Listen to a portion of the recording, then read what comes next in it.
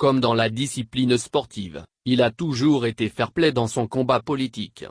Homme de conviction et de caractère, il a toujours su faire preuve de maturité et adopter la posture de sagesse qui caractérise les grands hommes de ce monde.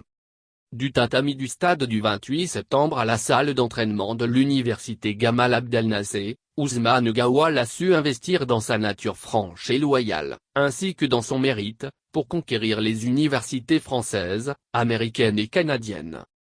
Fort de son franc-parler saisissant, qu'il a toujours su garder, l'ancien député de la 8e législature de la République de Guinée, vient d'être propulsé porte-parole du gouvernement de la transition.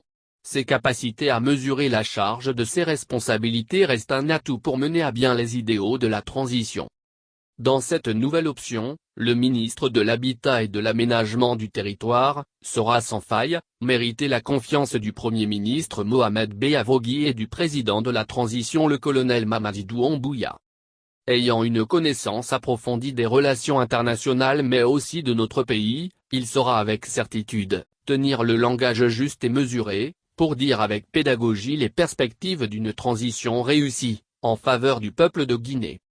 Dans cette nouvelle tâche, ça ne serait ni l'homme politique, ni le militant que les Guinéens verront s'exprimer.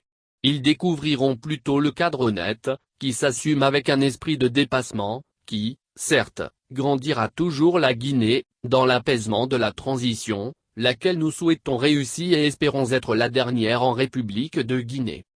Tout un challenge pour le ministre Ousmane Gawal Diallo, condamné à réussir. Ses débuts à la tête du ministère de l'Habitat, marquent déjà des avancées significatives dans la normalisation de l'habitat dans notre pays. Avec les réformes aussitôt engagées et celles à venir sur la certification du titre foncier et bien d'autres perspectives positives, la Guinée reviendra dans un futur proche, dans la légalité, pour ce qui est de l'aménagement de son territoire. Surtout, l'occupation des domaines et des terres réservées de l'État jusqu'aux façades maritimes et fluviales.